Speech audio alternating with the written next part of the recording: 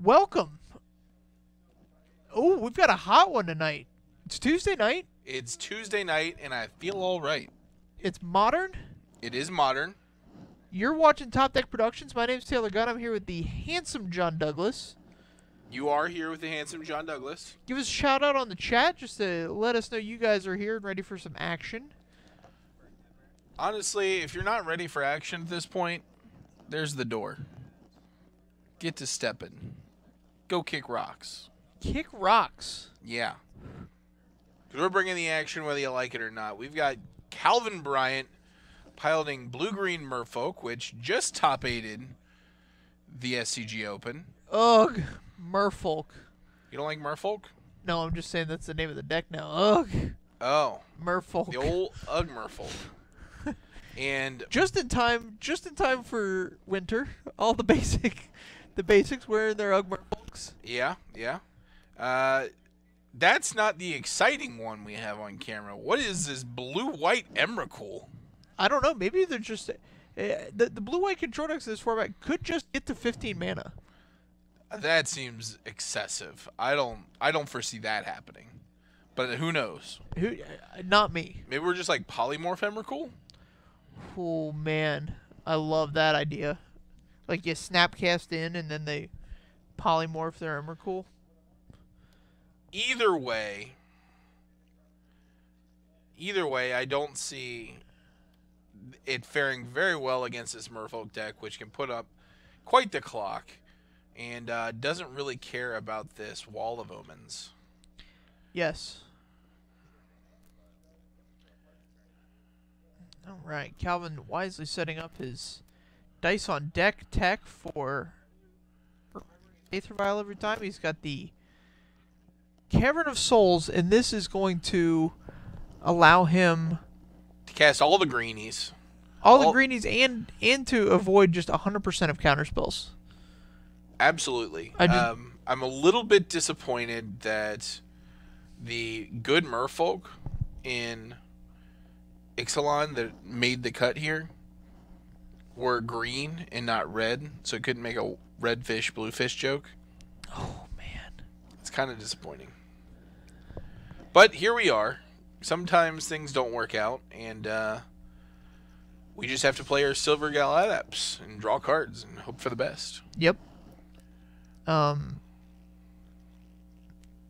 just imagining the flavor of a red Merfolk, like a Merfolk that lives around an underwater thermal vent.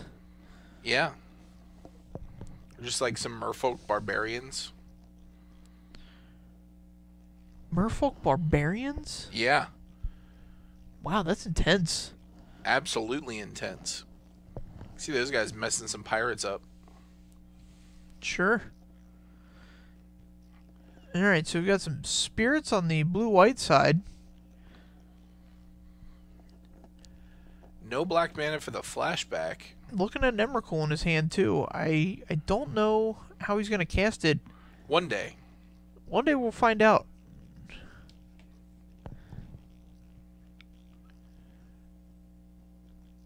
I guess this is the new Emrakul, the Promised End. I don't promise you that he's going to cast it this round, but I will promise you it will be the end if he does. concur. Actually, probably not. With all of these Merfolk getting Island Walk eventually. Oh, there's the Promised End in all of its tentacled glory. I'll tell you what, the promo poster of this is just awesome. Yeah, that's one I wish I had. It's a good 5x5. Yep. And the town underneath Emrakul is really filled out, so it's just super detailed. Yeah, it's really nice. It's like a Renaissance painting. Not quite, but I see where you're going. I see you. John Douglas, noted art critic apparently.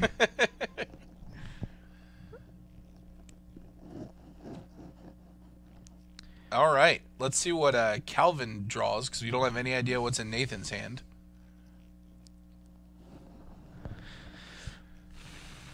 Alrighty, here we go. Opts to keep the Aether Vial at 2, which is probably the right play.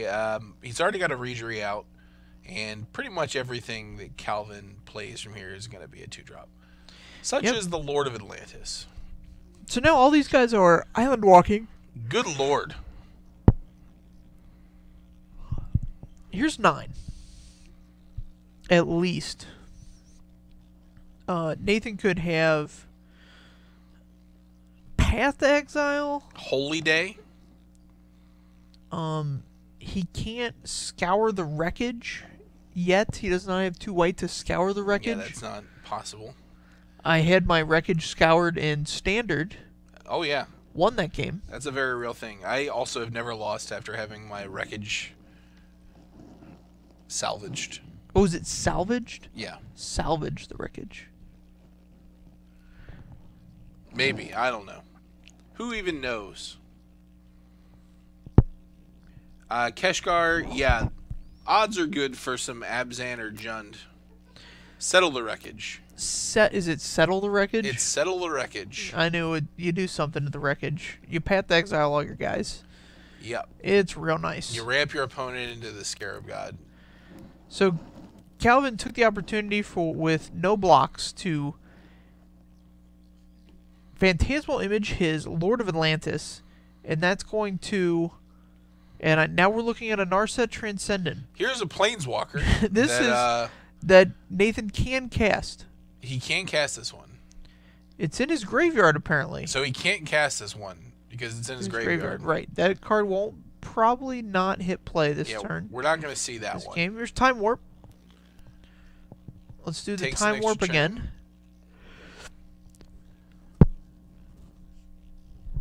He really needs a full-blown Wrath of God. Yeah, he needs or a full-blown 13 mana to cast his Emrakul because its cost is not being reduced by anything in his graveyard. Right. I would not know. I mean, you'd have to evaluate the cards in his graveyard in order to figure out the cost of Emrakul. It's more than 6, though. I'm sure of that. I don't remember. He cast a sorcery in Time Warp and a Planeswalker. And he's just going to scoop. Yeah, this is just a lot of pressure. This is a pretty classic Merfolk draw where he just came out. Guns a-blazing. Used the Aether Vial to start casting 2 creatures a turn. Yeah, it was a very average draw for Merfolk. Average to good draw for Merfolk. And I think this is just a miserable matchup for Nathan. He's really leaning on these walls to pad his life total. And they're not going to do anything of this sort in this matchup. It's very exciting that this Merfolk deck exists, though. I mean, I'm sure it's one of those archetypes that people are waiting to come back around. And the blue-green version is definitely one where people are going to be excited. They get to play their new cards at a Standard. Yeah. So it was very exciting. It was a great weekend here in Cincinnati for the SCG. We had Team Metagame Gurus. Yeah, that was last Friday. It was an exciting time. In the store. Check out all the replays on that one. Had some fun ones. Yeah, had some good ones. Those guys were very nice. We have a question. What night is Legacy? No nights are Legacy. Legacy in Cincinnati was roaring there for a minute when Star City was having that as part of every weekend. Yeah. Because we get, being in Cincinnati, we get to go to Indianapolis, Columbus, Louisville, and then the ones we have here. So we get 4 cities worth of Star City events. Within like an hour and a half drive. Yeah, hour and a half, 2 hours, depending on what part of Cincinnati you live in.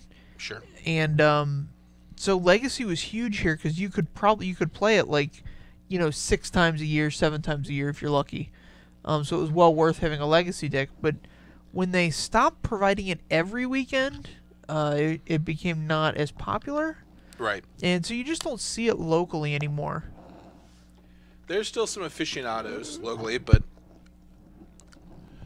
not usually enough to show up and have a tournament. I went to lunch on Sunday with a guy who's a hanger-on. I think he went to Miami University, which is just north of Cincinnati here. Mm-hmm. And he played in the Legacy Challenge on Sunday. Okay. And there's only like 9 players in it. It's like 9 or 10 players. It's That's very a shame. small. This format's down to a dull roar. I know it fires online quite a bit. Yeah, but I mean, an online Legacy deck is much more affordable for new players than a paper Legacy deck. I love these yellow sleeves. Yeah.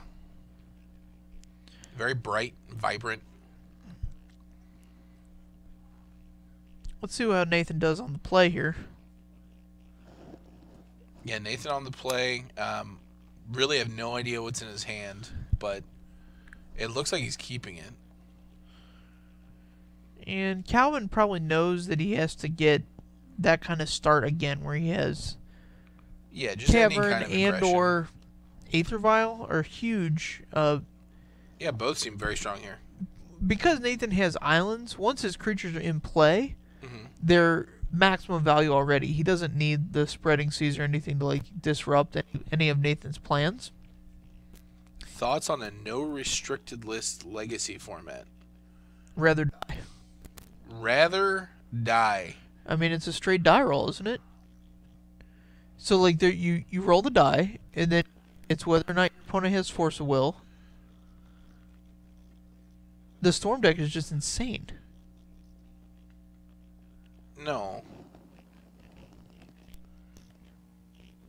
Okay. I think he means that cards that are restricted in Vintage are banned in Legacy. Okay. Banned in this format. So the Storm deck's not insane. Like, you lose a ton of, like, draw and cantrips and things like that. Sure. Yeah, I don't know what format that is. Like, I don't know how it plays out, but it's a lot of bookkeeping to, like, create a deck. I don't know if that's a good thing or not. So you have to watch the Legacy ban list and the restricted list for Vintage. It seems weird. There was some talk about just meant no reserve list. No reserve list Legacy. So there was some talk of that at one point. I would not be Oh, where interested- they just reprint cards from the reserve list? No, where you ban cards that are on the reserve list. Oh. Oh, that's interesting. That is interesting. Um, Also, a lot of bookkeeping because the reserve list is huge, and if I can't play my Thunder Sprite deck, then I don't want to be a part of this. yeah, there's a format. lot of like weird cards that are incidentally on the reserve list. Like Elder Landworm or whatever. Yeah, like silly stuff. But, I mean, the biggest loss obviously is the dual lands, and so you just make the mana bases worse. You make a lot of things worse. You don't get Lion's Eye Diamond, so you can't play Storm. I mean, you can still play Storm. You can. It's just much worse. Yeah, it's obviously much worse. Yeah, the blue decks don't take any hits, and every other deck takes a hit. Resto Kiki says that'd defeat the purpose of Legacy. Resto Kiki, what is the purpose of Legacy? To play Brainstorm. You got the purpose of this 3/3 Merfolk for 1 green. It's a Wild and a Cattle of a Merfolk. Very strong. Quite.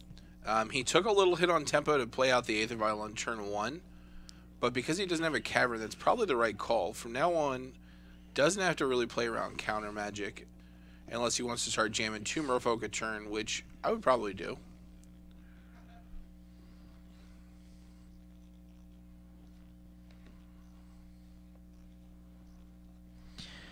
All right.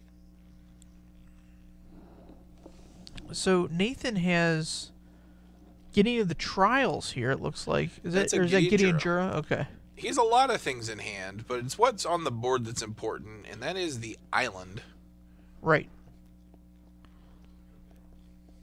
So Calvin's Kurametra's Acolyte, is that the name of the card? I don't know. No, that seems like a Theros card. Some kind of 1 green Merfolk, whatever its name is. Yeah, I don't think Karametra's on this plane, but she should be. If Karametra was on this plane, whoo boy. She's like the the Merfolk goddess, right? Planeswalker. Yeah. But that and this Mutavault are going to be unblockable here.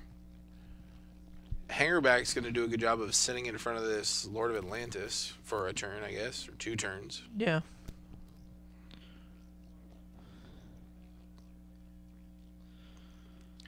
Another remand. All right, so the Branchwalker gets remanded. But that's fine. He's now tapped out. All right, so the now floodgates have opened.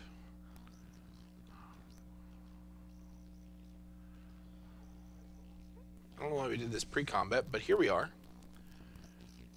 This is the situation we find ourselves in. Mutavault comes to life, and we're going to come in for 7. I'm sorry, 6. Yeah, I know the cards. I don't know what the name of it is, but yes, this is a 1/1. That gets +1/+1 if you control another Merfolk or an island. Or an island. Or an island. Oh, you don't even need Merfolk for this guy. Right? He's not picky. And so then the Lord of Atlantis is giving an additional +1, so he's a full-blown 3/3 right now. Merfolk would, yes, they would be much better if they had True Name Nemesis in it. I concur. Of course, yes. I mean, we're just gonna name cards that will be sweet modern. I'm down. Jund would be sick if it had Sinkhole. Would it? Yes, you would 1000% play Sinkhole in a Jund deck. Well, you would definitely play it in the board. I'll give you that. Baleful Strix. There you go. Baleful Strix is one that I have long wanted to see in Modern. I agree. Hymn to Turok, probably a little good. Stoneforge Mystic, you can't really do that. Flusterstorm, okay.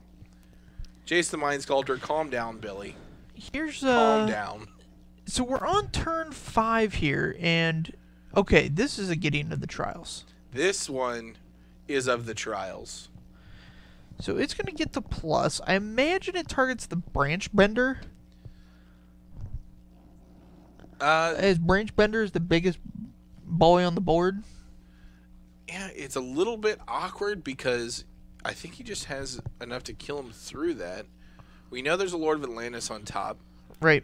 So that's 3, 7, 11. Okay, so he chooses a guy that's smaller than the Branch Bender. He's got a plan. Oh, he's got a Ghost Quarter, looks like, for this Mutavault. Okay.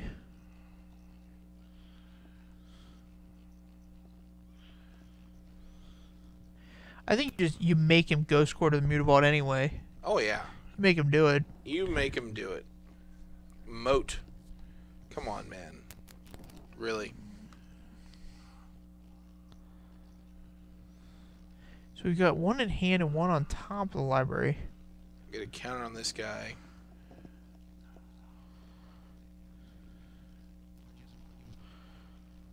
Alright. So the Lord is 3. The Branch Bender is going to be 5. Yeah, so this is 12 damage. Until he Ghost Quarters the... Oh, we're splitting it up.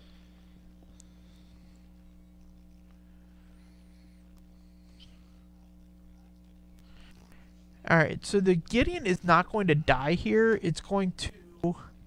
live. It's going to live because he sent just the Mutavault at the Gideon. Nope.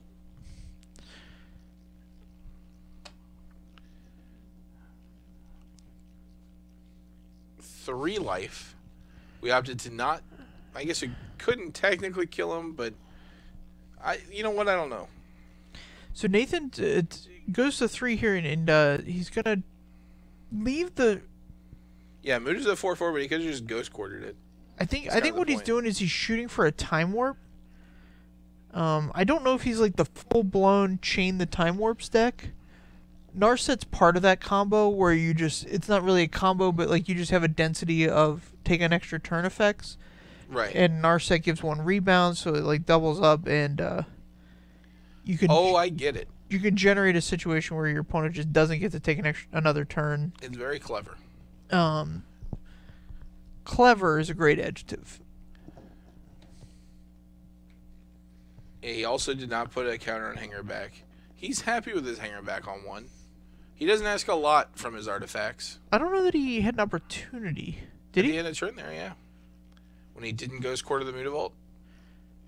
It costs 4 mana to... Oh, you tap it. Okay, I had it confused with Walking Ballista. My bad. How dare you? How dare I? Become confused? What are we doing now? What are we even doing? Alright, let's do it again. Alright. Just jump to the left.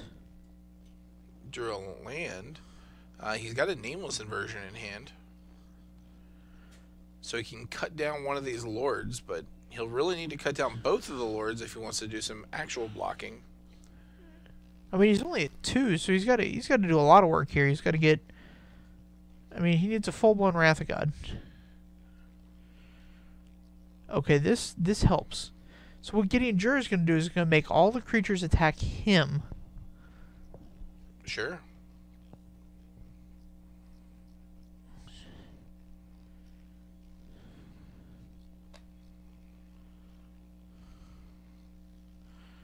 Alright, here's the swamp. So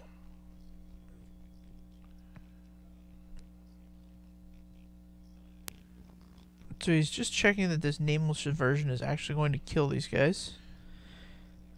So he kills one, takes one of the lords down. And so Lordy. This will be interesting. So Calvin's going to have the opportunity to deal 8 to Gideon. So Easy peasy. Take that down. And this is basically like taking another turn here. He has another lord on top too, because we didn't Ghost Quarter. Right. The Aether Vial's untapped. Saints Walk the Earth. I haven't seen any cast outs, but who knows? Who even knows? He's got Nameless Inversion, so there's some tribal.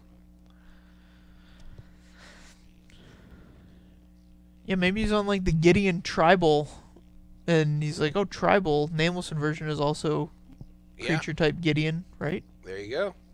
I wonder if it actually has a creature type Gideon. No, Gideon is not a creature type. It's not? No. Okay. What's a swamp doing in a blue-white Promise End deck? You know what, man? It's making it not blue-white. I don't know. Don't even know anymore. We've lost control of this match, and I've lost control of my life, so we're just going to kind of roll with the punches. The punches? That'll do it. That'll did not do draw it. a Wrath, did not draw a Time Warp. Or an Emrakul the Promised End. I assume he could cast it there at the end. He had 7 land? Yeah, 7 land. Definitely had a Planeswalker in the bin. Did he definitely have a Planeswalker? Oh, yeah, Gideon. The first Gideon. So, yeah. Didn't get there. I want to say it was close but no cigar, but it wasn't close. And he might have a cigar. I don't know. Yeah. We're going to go scout the field so we can pull up a nice one for you in round 2. Absolutely. We'll be back here in about, probably about 25 minutes. Yeah. Get you another one. There's been some clamoring for some Junder Abzan, so... We can always deliver that. We can always deliver. We'll see you then.